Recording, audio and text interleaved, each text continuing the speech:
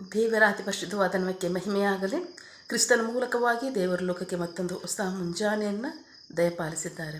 ಹಾಗಾಗಿ ನಾವು ದೇವರಿಗೆ ಕೃತಜ್ಞ ಹೃದಯ ಉಳ್ಳವರಾಗಿರೋಣ. ಈ ದಿನದ ಧ್ಯಾನ ದೇವರ ವಾಕ್ಯ ಓಷಾಯ ಪ್ರವಾದಿ 5ನೇ ಅಧ್ಯಾಯ 15ನೇ ವಾಕ್ಯ. ಅಪರಾಧಗಳನ್ನು ಆರೈಕೆ ಮಾಡಿ ನನ್ನ ಮುಖವನ್ನು ಹುಡುಕುವವರೆಗೂ ನಾನು ತಿರುಗಿಕೊಂಡು ನನ್ನ ಸ್ಥಳಕ್ಕೆ ಹೋಗುವೆನು. ಅವರ ಕಷ್ಟದಲ್ಲಿ ಅವರು ನನ್ನನ್ನು ಬೇಗ ಹುಡುಕುವರು. ದೇವರಿಗೆ ಸ್ತೋತ್ರ. ಓಷಾಯ chapter 5 verse 15. I will abandon my people until they have suffered enough for these sins and come looking for me. Perhaps in their suffering they will try to find me.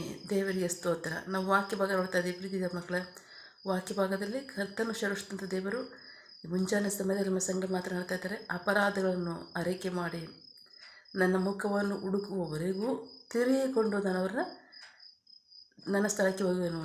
ನನ್ನವ್ರನ್ನ ಕ್ಷಮಿಸುವೆನು, ಪುನಃ ಸ್ಥಾಪಿಸುವೆನು, ಅವರಿಗೆ ಸ್ವಸ್ಥತೆಯನ್ನು ಕೊಡುವೆನು, ಆಶೀರ್ವದಿಸುವೆನು. ದೇವರಿಗೆ ಸ್ತೋತ್ರ. ಒಂದು ವಾಕ್ಯ ಭಾಗ ನೋಡೋಣ. ಯೆರೆಮೀಯ ಪ್ರವಾದಿ 29:11-12-13. Prophet Jeremiah chapter 29 11-13. ನಾನು ನಿಮ್ಮನ್ನು ಕುರಿತು ಮಾಡುವ ಯೋಜನೆಗಳನ್ನು ಬಲ್ಲೆನು. ಅವು ಕೇಡಿಗಲ್ಲ, ಹಿತಕ್ಕಾಗಿರುವ ಯೋಜನೆಗಳು, ನಿಮಗೆ ಭವಿಷ್ಯವನ್ನು ನಿರೀಕ್ಷೆಯನ್ನು ಕೊಡುವುದಕ್ಕಿದೆ ಎಂದು ಯೆಹೋವನು ಹೇಳುತ್ತಾನೆ. ಆಗ ನನ್ನನ್ನು ಕರೆಯುವಿರಿ, ನನಗೆ ಪ್ರಾರ್ಥನೆ ಮಾಡುವಿರಿ, ನಾನು ನಿಮಗೆ ಕಿವಿಗೊಡುವೆನು. ನನ್ನನ್ನು ಹುಡುಕುವಿರಿ, ಪೂರ್ಣ ಹೃದಯದಿಂದ ನನ್ನನ್ನು ಹುಡುಕುವಾಗ ನನ್ನನ್ನು ಕಂಡುಕೊಳ್ಳುವಿರಿ. ದೇವರಿಗೆ ಸ್ತೋತ್ರ. ವಾಕ್ಯ ಭಾಗ ನೋಡ್ತಾ ಇದ್ದೀವಿ. ದೇವರು ಹೇಳ್ತಾ ಇದ್ದಾರೆ, ನಿಮ್ಮನ್ನು ಕುರಿತಾಗಿ ನಾನು ಮಾಡ್ತಕ್ಕಂಥ ಆಲೋಚನೆಗಳು, ಉದ್ದೇಶಗಳಿದೆಯಲ್ಲ, ಕಾರ್ಯಗಳಿದೆಯಲ್ಲ, ಅದು ನನಗೆ ಗೊತ್ತು. ಅದು ನಿಮಗೆ ಕೇಡಿಗೋಸ್ಕರ ಅಲ್ಲ, ನಿಮ್ಮ ಹಿತಕ್ಕೋಸ್ಕರವಾಗಿ, ನಿಮಗೆ ಒಳ್ಳೆಯದನ್ನು ಹಿತವನ್ನು ಮಾಡೋದಕ್ಕೋಸ್ಕರವಾಗಿ.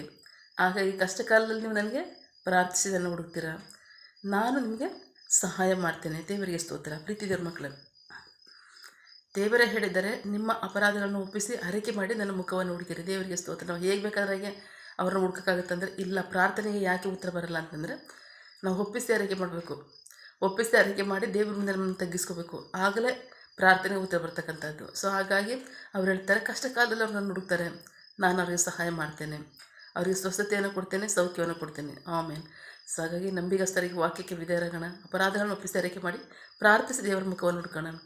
ಸಹಾಯ, ಸ್ವಸ್ಥತೆ, ಆಶೀರ್ವಾದ ಅವ್ರ ಕಡೆಯಿಂದ ಬರೋದಾಗಲಿ.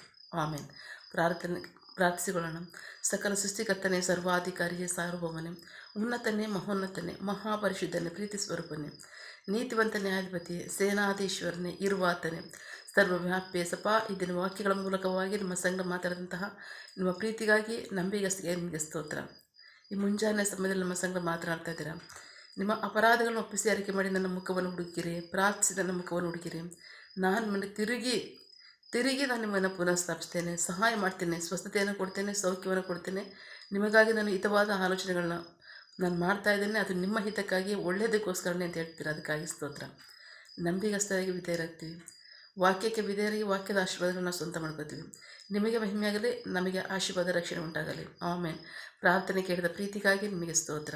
ಆಮೇನ್. ನಿನ್ನ ಜನರು ಕೈ ಮಾಡ್ತಕ್ಕಂಥ ಕೆಲಸವನ್ನು ಆಶೀರ್ವದಿಸು, ಅವರ ಅಗತ್ಯಗಳನ್ನ ಪೂರೈಸು, ಕೊರತೆಗಳನ್ನ ನೀಗಿಸು. ಆಮೇನ್.